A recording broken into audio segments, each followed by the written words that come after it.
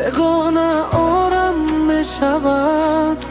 چراغ تیرزم هیچگاه زویمش نمیشود. مادر جان دلم یک ضربه بزنه. چند روز است که چشمانی مهربانی تو رو ندیدم. اینجا کار تشویش هستگی، اما درد و حیل آرزوی مثل سنگ است. من به خانه به آخر ماندم، به ایوان و جوی بارید غور. هر چیز زودتر برمیگردم. برایت روی ما و گل میارم.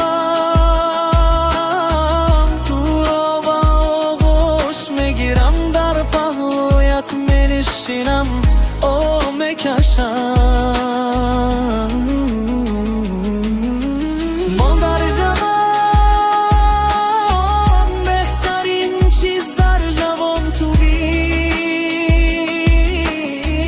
کسل نشف مادر، از خودت احتیاط کن عزیزم. بیدان که پسرت همیشه در فکری تو است. و هرچند راه و بگانه است، اما من تنها یک چیز را